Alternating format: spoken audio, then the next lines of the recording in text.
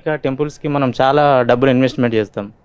ఇప్పుడు టెంపుల్స్కి డబ్బులు ఇన్వెస్ట్ చేసే బదులు ఎంతోమంది వృద్ధాశ్రమాలు ఉన్నారు, హాస్పిటల్స్ ఉన్నాయి, వాటికి డబ్బులు పెట్టొచ్చు కదా, టెంపుల్స్కి ఎందుకు పెట్టాలి? చాలా మంచి ఇప్పుడు ప్రశ్న. రోడ్డు మీద వస్తుంటే చాలామంది అన్నద వాళ్ళు ఉన్నారు, వాళ్ళకు కూడా పెట్టొచ్చు కదా, దీనికి పెట్టే ఇన్వెస్ట్మెంట్. చాలా మంచి ప్రశ్న అడిగారు. మీరు ఎప్పుడైనా ఇదే ప్రశ్న ఎవరైనా మాల్ కడుతున్నప్పుడు వాళ్ళకి వెళ్ళి చెప్పారా? ఎందుకు ఇంత మాల్ కడుతున్నారండి, మీరు ఒక 3,000 కోట్లు 4,000 కోట్లు మీ బిజినెస్లో ఇన్వెస్ట్ చేయటం కంటే చక్కగా అందరికి పేదలకు పనిచేయచ్చు కదా అని మీరు ఎప్పుడైనా అన్నారా? లేదు. ఎవరైనా 1,000 కోట్ల బడ్జెట్ మూవీ తీస్తుంటే మరి మేము అందరం ఏం పర్వాలేదు, నువ్వు మూవీ తీయకపోయినా పర్వాలేదు, నువ్వు ఆ 1,000 కోట్లు దానం ఇచ్చేయి అని ఎవరైనా చెప్తారా? ఓకే. కానీ కేవలం దేవాలయానికి వచ్చినప్పుడే ఎందుకు మనం పనిచేయాలి? మిగతా ఎవ్వరు పంచినప్పుడు దేవాలయాన్ని దేవుడి దగ్గరికి ఎందుకు ఈ ప్రశ్న వస్తుంది? ఇప్పుడు హాస్పిటల్కి వెళ్తే మన రోగాలు, శరీరానికి ఉన్న రోగాలన్నీ హాస్పిటల్ తీసేస్తుంది, అవునా? తీయచ్చు, తీయకపోవచ్చు, కానీ జేబు అయితే ఖాళీ అయిపోతుంది. అవును. కానీ ఆలయానికి వచ్చినప్పుడు, ఆలయము దీన్ని మనం సంస్కృతంలో అన్నామనుకోండి, తెలుగులో కూడా మందిరము అని అంటాం, అంతేనా? హాస్పిటల్ ఎలా అయితే మన శరీరానికి చికిత్స చేస్తుందో, మందిరం మన మనసుకి చికిత్స చేస్తుంది. ఓకే. మీరు ఎప్పుడైనా మీ జీవితంలో ఏదైనా బాధల్లో ఉన్నా, లేదా ఏదైనా కష్టాల్లో ఉన్నా, ఏదైనా మనసు కొద్దిగా ఏమంటాం డిప్రెషన్లో ఉన్నట్టుగా లోగా ఫీల్ అవుతున్నప్పుడు మీరు ఎప్పుడైనా గుడికి వెళ్ళి దేవుడికి దండం పెట్టుకుంటే మీకు మంచిగా అనిపించింది అనే అనుభవం మీకు ఎప్పుడైనా ఉన్నదా? ఉందా? మీకుందా పర్సనల్గా? దానికోసమే గుడి కావాలి. ఓకే. మందిరము అని అంటే మనస్సుకి చికిత్స చేసే ఒక వ్యవస్థ. ఓకే. ఒక ఆలయం వల్ల, ఇప్పుడు సపోజ్ అయోధ్యలో రామాలయం అనుకుందాం, కొన్ని కోట్ల డబ్బులు కట్టి ఆ అయోధ్య రామాలయం నిర్మాణం అయింది. ఇప్పుడు మీకు ఒకటి తెలిసిన, వరల్డ్ లోనే అత్యంత విజిటెడ్ ప్లేస్ గా అయోధ్య మందిరం మారబోతుంది.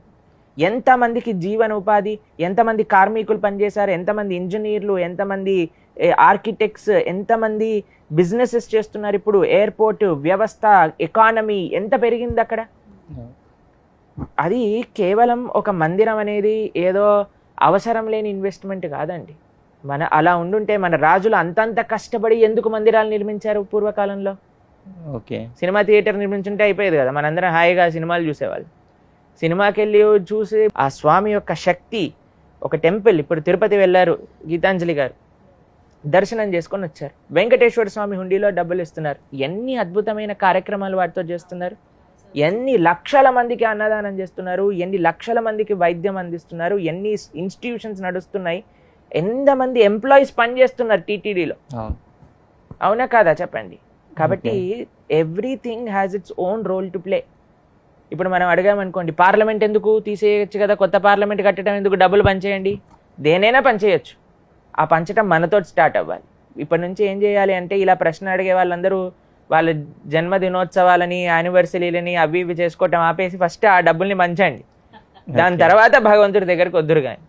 కానీ మా స్వామి ఏమన్నాడుగా పాపం, ఇలానే నవ్వుతూ ఉంటాడు కాబట్టి అందరూ దేవుడిని టార్గెట్ చేయడానికి ప్రయత్నం చేస్తారు. అదే పక్కన వాడికి వెళ్ళి, రే నువ్వు ఇంత పెద్ద బర్త్డే పార్టీ ఎందుకు చేస్తున్నావు, అవసరం లేదు, నీ డాటర్ ఫస్ట్ బర్త్డే చేయటం అని అన్నారనుకోండి, లాగా ఒక్కటి పీకుతాడు. కాబట్టి మనం జాగ్రత్తగా ఉంటాం అక్కడ. కాబట్టి మందిరము అనేది చాలా ముఖ్యమైన ప్రదేశం, మన సనాతన ధర్మానికి కేంద్రం మందిరాలు అన్నమాట. వాటిని చక్కగా మనం నిర్మింపజేయాలి.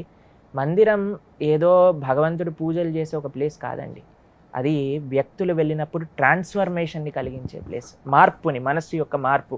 దాంతోపాటు మీరు చూసారనుకోండి, మందిరంలో సర్వీస్, ఎంగేజ్మెంట్ ఎన్నో ఉంటాయి. కాబట్టి మందిరము అనేది మన సనాతన ధర్మానికి కేంద్ర బిందువు.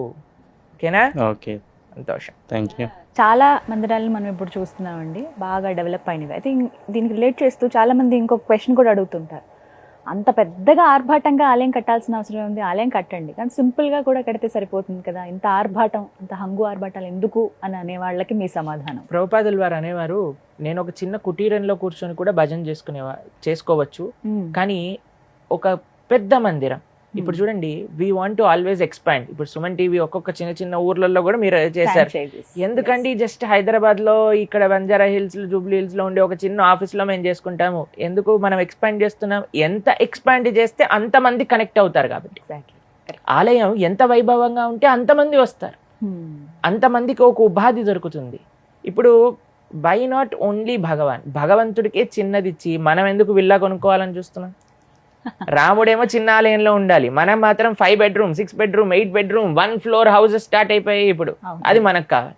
మరి మనం లగ్జరీని సాక్రిఫైస్ చేసుకోలేకపోతున్నా, కానీ రాముడికి మాత్రం చెప్తున్నావు, అయ్యా నువ్వు ఆల్రెడీ 500 సంవత్సరాలు టెంట్లో ఉండు, ఇంకా నువ్వు అలానే కంటిన్యూ అయిపో, మేము మాత్రం హ్యాపీగా మేము 3 bedroom 6 bedroom ఫ్లాట్ కొనుక్కొని ఉంటాము. దట్ ఈస్ నాట్ ఫేర్ కదా. కాబట్టి మనకి బెస్ట్ భగవంతుడికి ఇవ్వాలి. యథా తరోర్ మూల నిచేచనేన తృప్యంతి తత్స్కంద భుజోపశాఖ అని భాగవతం చెప్తుంది. ఇప్పుడు చూడండి, ఒక చెట్టు పెరగాలి అంటే మొదట్లోకి నీళ్లు పోయాలి. అవును. పోసారనుకోండి చెట్టు ఆటోమేటిక్గా పెరుగుతుంది కదా, పూలు వస్తాయి, కాయలు వస్తాయి, పండ్లు వస్తాయి. భగవంతుడు ఈ జగత్తుకి మూలం. ఆ స్వామికి మాని మనం సేవ చేయగలిగితే, ఆ స్వామికి కానీ మనం మంచిగా ఫెసిలిటీ ఏర్పాటు చేయగలిగితే, ఈ జగత్తుకి మొత్తం కూడా మంచి ఫెసిలిటీ ఏర్పాటు అవుతుంది. ఈ అది విధంగా. సీక్రెట్. కాబట్టి ఎలా అయితే మొదల్ని కాపాడుతామో అలా ఆలయాన్ని